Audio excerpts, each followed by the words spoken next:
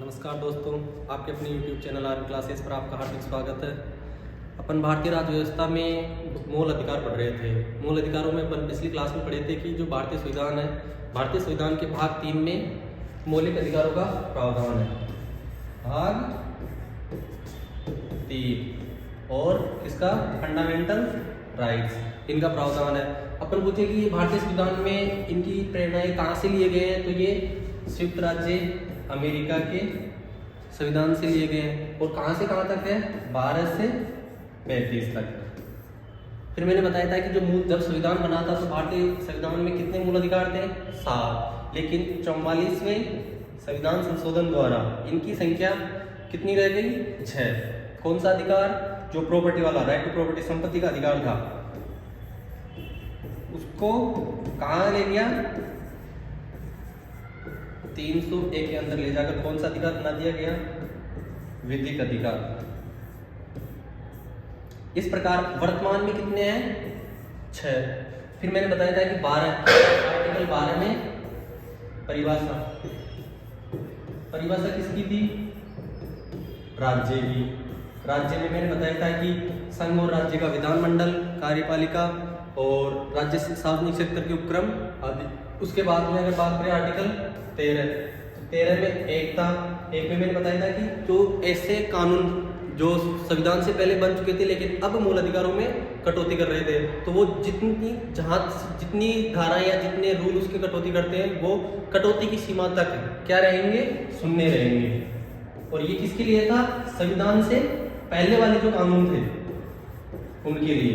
फिर 13(2) कि संसद अब कोई कानून बनाकर क्या नहीं कर सकती? मूल अधिकारों में कटौती नहीं कर सकती। ये किसके लिए था? संविधान के बाद के लिए। उसके बाद में 13(3) में अपन पढ़े थे विधि की परिभाषा।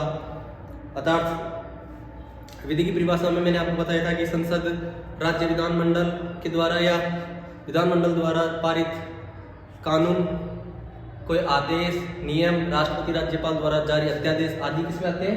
इसमें विधि में। और उसके बाद में इसमें पढ़ा था कि जो 13(2) है वो आर्टिकल 368 पर लागू नहीं होता, अर्थात सामान्य विधियों पर 13(2) लागू होता है। अर्थात संसद मौलिक अधिकारों में कटौती कर सकती है। ये अपन ने कल की क्लास में पढ़ा था। अगर आज अपन बात करें इससे आगे, तो आज अपन पढ़ेंगे समता का अधिकार। भारतीय संविधान के भाग 3 में आर्टिकल 14 to 18 समता के अधिकार का उल्लेख है। अब ऐसे अगर ऊपर से देखें तो जो आर्टिकल 14 है इसमें तो लिखा हुआ है विधि का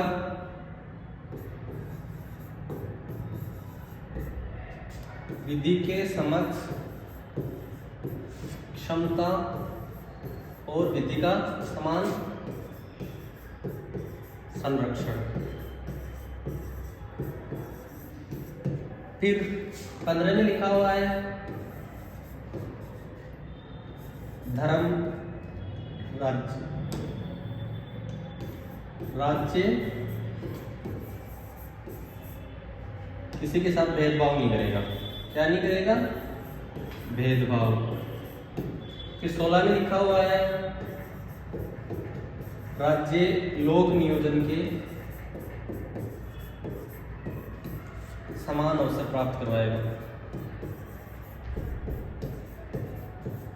फिर 17 में लिखा हुआ है अस्पृश्यता, अर्थात छुआछूत का अंत। और 18 में लिखा हुआ है उपाधियों का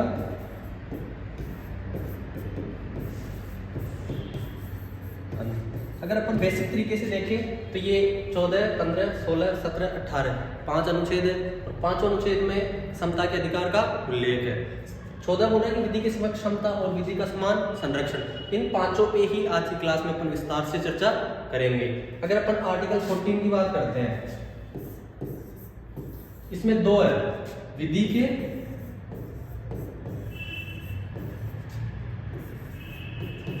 समक्ष क्षमता, और दूसरा जो है विधि का समान संरक्षण। ये दो चीजें हैं आर्टिकल 14 में। अगर 14 में समता की बात करें, जब अपन संविधान के स्रोत पढ़े थे पिछली क्लास में, तब बताया था कि विधि के समक्ष क्षमता ब्रिटेन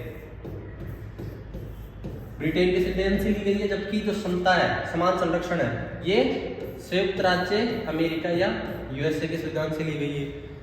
जिसकी अपन बात करते हैं विधि के समक्ष समता की, ये विधि की नकारात्मक व्याख्या करती है और ये विधि की सकारात्मक व्याख्या करती है। अब तुम्हारे दिमाग में आ रहा होगा कि सर ये नकारात्मक और सकारात्मक व्याख्या कैसे? तो जो विधि के समक्ष क्षमता है, इसकी इस रूल के अनुसार विधि के सामने कोई बड़ा नहीं है। सबसे बड़ी क्या है? कानून है। कानून से बड़ा कुछ भी नहीं है, अर्थात कानून सबके लिए समान है। कानून के सामने कोई छोटा बड़ा नहीं है। जबकि समान संरक्षण की बात करते हैं तो जब जो कानून है वो परिस्थितियों के अनुसार व्यवहार करता है, अलग अलग परिस्थितियों में अलग अलग कानून काम में लिए जाते हैं। इस प्रकार भारतीय संविधान में 14 में दो टर्म्स यूज में लिए गए हैं, समक्ष क्षमता, समान संरक्षण। किसके समक्ष क्षमता? विधि के समक्ष। और किसका समान संरक्षण? तो विधि का। क्षमता कहाँ से ली गई है? ब्रिटेन से। और समान संरक्षण कहाँ से लिया गया है? यूएसए से। नकारात्मक, सकारात्मक। नकारात्मक मतलब कोई छोटा बड़ा नहीं है, सबके लिए समान है, सर्वोपरि कानून है, लेकिन समान परिस्थितियों में समान व्यवहार, ये समान संरक्षण। इस प्रकार अभी अपन ने आर्टिकल 14 की बात की। अब अगर अपन आर्टिकल 15 की बात करें तो 15 में लिखा हुआ है कि राज्य धर्म, मूल वंश, जाति, लिंग और जन्म स्थान।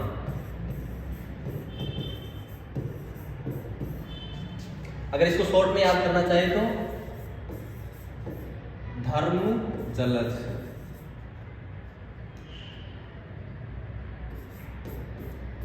ऐसे भी अपन याद कर सकते हैं। धर्म, मूलवंश, जाति, लिंग और जन्म स्थान। इसके आधार पर क्या नहीं कर सकता? भेदभाव। अब राज्य तो नहीं कर सकता, लेकिन जो आर्टिकल 15(2) ये सामान्य व्यक्तियों को भी भक्त करता है कि सार्वजनिक स्थान,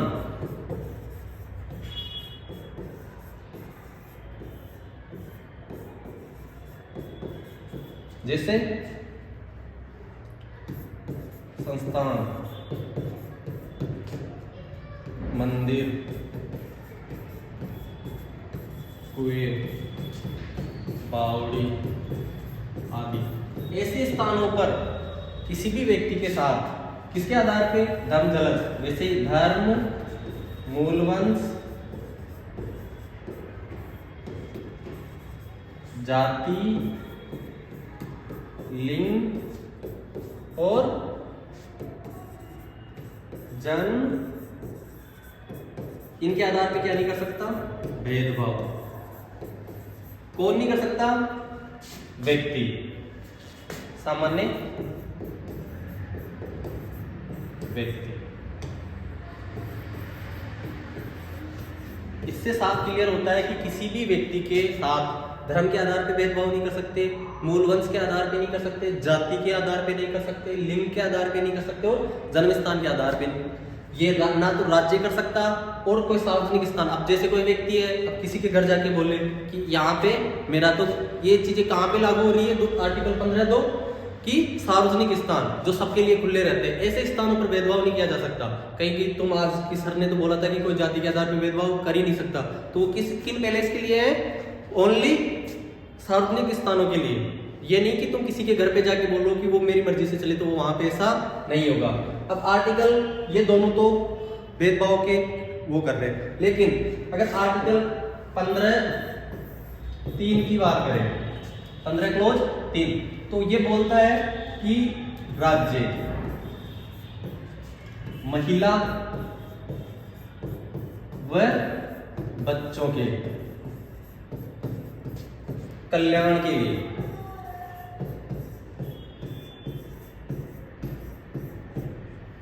क्या बना सकता है? योजनाएं बना सकता है। महिलाओं व बच्चों के कल्याण के लिए राज्य क्या कर सकता है? योजनाएं।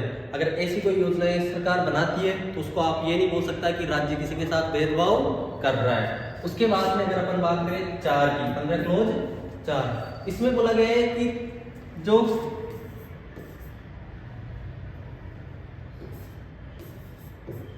सामाजिक रूप से पिछड़े वर्ग है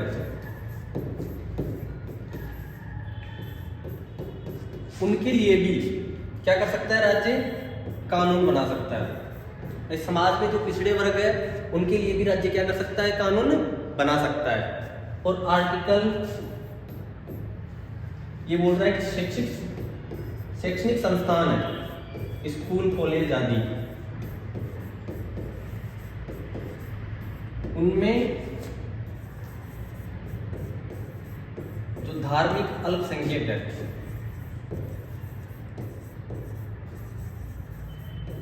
या पिछड़े वर्ग है, धार्मिक अल्पसंख्यक या पिछड़े वर्ग, धार्मिक या पिछड़े वर्ग है ना, तो उनके लिए आरक्षण राज्य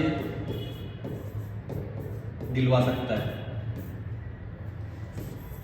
RTE राइट टू एजुकेशन 1 अप्रैल 2009 से जो वो है IIT 2009 वाला, उसी के आधार पर जो 25% सीटें रिजर्व होती है वो। लेकिन ये जो धार्मिक वो अल्पसंख्यक के लिए आरक्षण है ये इसमें है शैक्षणिक संस्थानों में। यदि कोई संस्थान ही धर्म विशेष के लिए चलाया जा रहा है, धर्म विशेष हेतु है, तो वहां पे आरक्षण नहीं दिया जाए। भाई जैसे मदरसे हैं, मदरसे में जाके बोलो कि 25% सीटें तो हमारे हिंदुओं के लिए रखे, तो वहां पे ऐसी कोई व्यवस्था नहीं होगी। अतः ये जो आरक्षण सरकारी व निजी दोनों के लिए वो रहेगा। भाई 15(1) राज्य किसके आधार पर भेदभाव नहीं कर सकता? धर्म, मूलवंश, जाति, लिंग और जन्म स्थान। सामान्य व्यक्ति सार्वजनिक स्थानों पर किसके आधार पर भेदभाव नहीं कर सकता? धर्म, मूलवंश, जाति, लिंग और जन्म स्थान। उसके बाद में राज्य महिलाओं और बच्चों के कल्याण के लिए क्या बना सकता है? योजनाएं। उसके बाद में राज्य सामाजिक में पिछड़े हुए वर्ग है उनके लिए क्या बना सकते हैं? कानून। और जो शैक्षणिक संस्थान है उनमें भी धर्म के आधार पर छूट या आरक्षण दिया जाता है, लेकिन सरकारी व निजी दोनों संस्थानों में दिया जाएगा। लेकिन कोई संस्थान यदि धर्म विशेष के लिए संचालित किए जा रहे हैं ऐसे संस्थानों में छूट नहीं दी जाएगी। आई होप आपको आर्टिकल 15 समझ में आया होगा। अब आर्टिकल 15 अपन पढ़ लिया। आर्टिकल 16 में राज्य लोक नियोजन के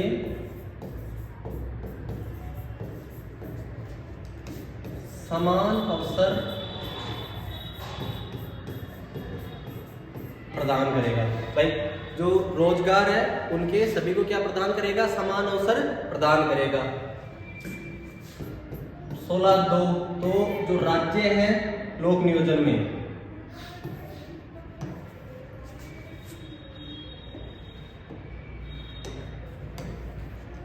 धर्म, मूलवंश, जाति, लिंग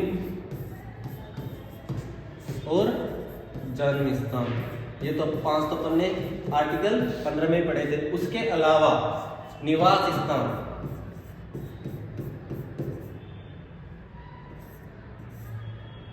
सॉरी वह उद्भव या वंशानुगतता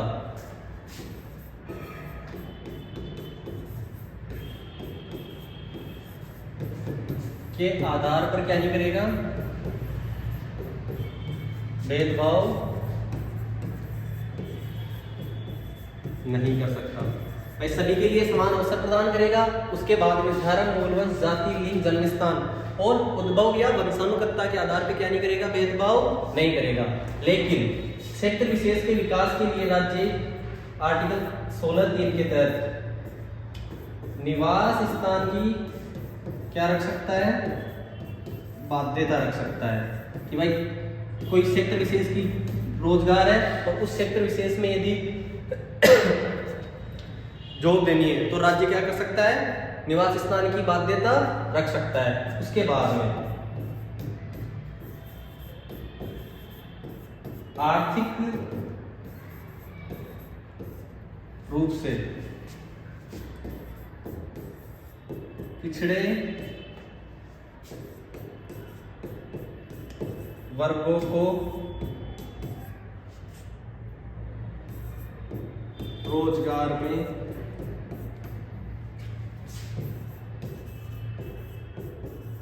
पर्याप्त प्रतिनिधित्व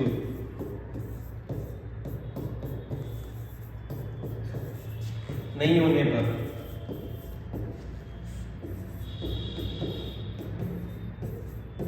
आरक्षण प्रदान कर सकता है।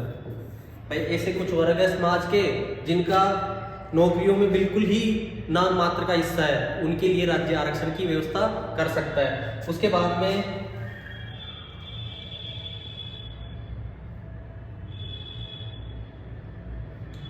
अगर अपन बात करें 16(4)(a), ये बोलता है जो पदोन्नति है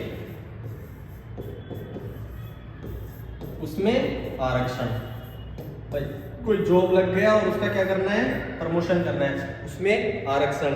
और 16(4)(b) ये बोलता है बैकलॉग भरने के लिए, बैकलॉग में आरक्षण 50% से ज्यादा नहीं हो सकता। इस प्रकार अपन ने आर्टिकल 16 भाई लोक नियोजन के समान अवसर पर्याप्त प्रदान करवाएगा। धर्म, मूल वंश, जाति, लिंग, जन्म स्थान, उसके अलावा उद्भव या वंशानुगतता के आधार पर भेदभाव नहीं कर सकता। निवास स्थान की बाध्यता राज्य कर सकता है। और आर्थिक रूप से पिछड़े वर्गों को रोजगार में पर्याप्त प्रतिनिधित्व नहीं होने पर आरक्षण प्रदान किया जा सकता है। 16(4)(a) बोल रहा है कि पदोन्नति में आरक्षण, और 16(4)(b) बोल रहा है कि बैकलॉग भरने के लिए 50% से ज्यादा आरक्षण नहीं हो सकता। इस प्रकार अपन ने आर्टिकल 16 पढ़ा है। उसके बाद में अगर अपन आर्टिकल 17 की बात करें तो 17 एक पूर्ण अधिकार है जो क्या करता है, अस्पृश्यता का अंत करता है। अस्पृश्यता मतलब छुआछूत, छुआछूत का अंत किससे होगा, आर्टिकल 17 से। और आर्टिकल 18 की अगर अपन बात करें तो 18 बोलता है कि उपाधियां राज्य शिक्षा व सेना के अलावा किसी भी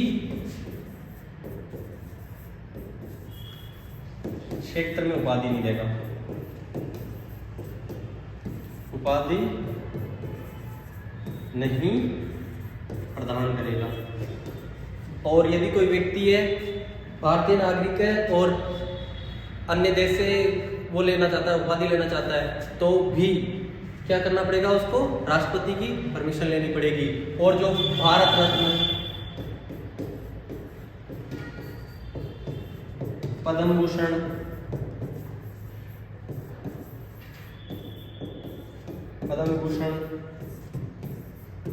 ये सब क्या है, सम्मान है, ना कि उपाधियां। इस प्रकार आज अपन ने आर्टिकल 14 से लेकर 18 तक भारतीय मूल अधिकारों में पढ़े हैं और कल का भी रिवाइज किया है। आई होप आपको ये क्लास अच्छी लगी होगी।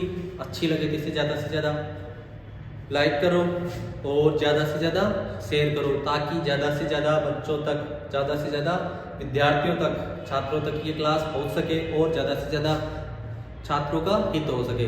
धन्यवाद।